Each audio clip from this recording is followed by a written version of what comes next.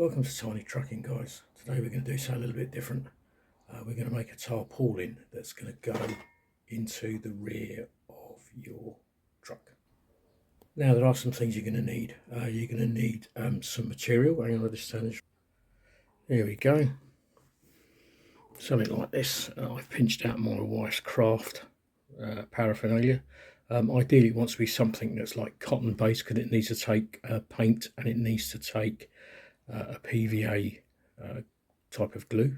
And just while we're here, this is just a little look round it. It's not my workshop, it's my room that I use for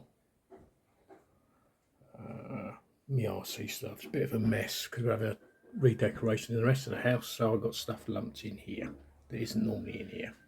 Here's the PVA glue. Wait for the police to go by. I don't know if they're after this time, but it's not me because they've driven past. Anyway, the other thing you're going to need is a selection of acrylic or water-based paint, and this is what we're going to be doing first. Right, so the first thing we're going to need to do is to cut a piece of material. As I said earlier, this is a bit I've pinched off my wife. Don't tell her, or she'll be after me. Right, the first thing you want to do, once you've got your bit of material you want to use, is trim it up to size. I mean, it can be any size you want, really. Don't need to go mad, bearing in mind it's only 1/10 scale. So, I don't know, we go, let's have a look, make sure it's in screen, yeah, we'll go somewhere around here. This sort of width, we get a nice sharp blade, and cut across there. Yeah, as you can see, I'm not a material needlework type of person. Continue cutting till you get like a rectangular shape. I mean, the size doesn't really matter. It's up to, doesn't, you know, there's no right or wrong size. It's up to you as to how you want it. And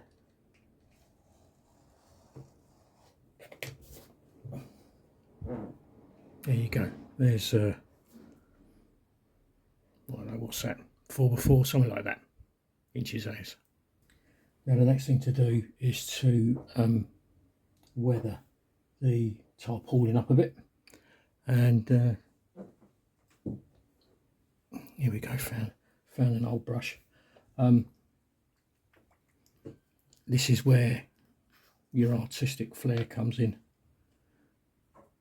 Yeah, you can use, again, say it's acrylic paint to mark up and weather, put wear mark, age marks in the material.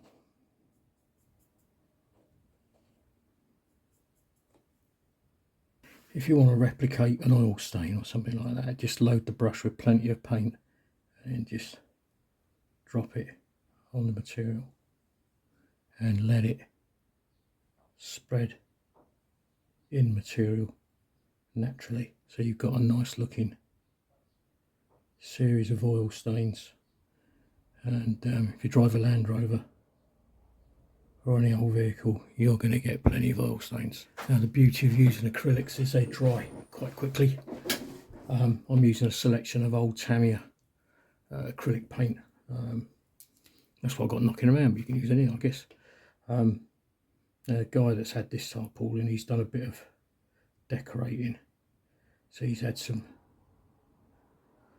some white decorating splodges from his emulsion gloss on here, and he's used it to wipe things and on here, you know. And there's no hard fast way to do this. Just do as much or as little as you want, really.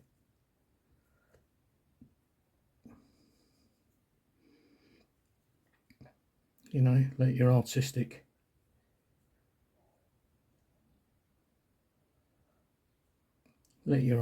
side come out. Again, he's had a bit of a mishap with paint, so he's spilt some red paint on you as well. Bit of a sloppy guy, really, this chap. So again, just, you know, just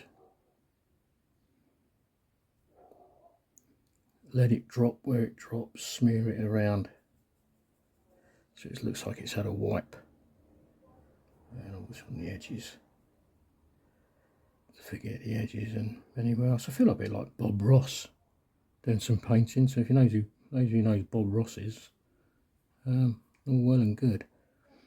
Yeah, a few smears where it's been wiped. Anyway, next stage is to let this dry. Don't forget the edges, as I've done, going back to it now, because they're going to get the grimiest. So they would have had, you know, a fair bit of wear and tear on the edges.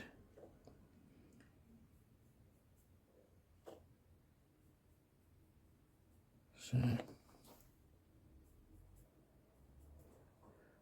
I will say, when I'm decorating the house, my painting skills are a bit better than what they are doing this stuff. And then sticking with a grimy scheme with a bit of brown in there, work that in some of the gaps. Because bearing in mind, you know, things happen to these things over a different phase of time. So areas that had like paint or oil stains on will get other stains that go on top of it also. You know, you can be as artistic or not, however it takes you with it all. So basically all we're doing is just adding a bit of grime, bit of dirt, bit of life to the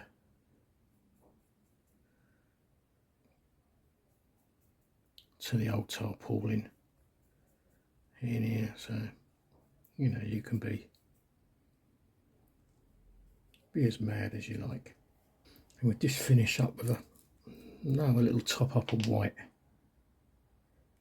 where newer paint marks have come in. I don't go too bad. There we go. And it all spreads. Yeah. Right, I think that'll do for now. And we'll let this dry and then we come back to it. So, back we are. Right, so here we are again with the tarpaulin. It's dry. Well, it helps, it's over 30 degrees outside, so this is a short bit now. So then we need to get the water and PVA mix glue on here, and then literally just brush the mix into the material. Make sure it's all well soaked in. Right, the next bit is now to form whatever shape you want the tarpaulin to be when it's dry. So all I do is just literally screw it up into a little ball, let it flex out a few times, and then get it how you would like, whatever shape. I mean, this is purely subjective. Get, I don't know, shape like that, and then get something heavy to put down on it to hold it in that place. So I put down a spray can of SCX1 coating stuff, and again it's now a case of leaving that to dry. So a couple of hours later, the PVA glue has dried. You can say set it in whatever configuration you want. So you got there, You know, it's fairly solid. And then I'm going to just get a truck down.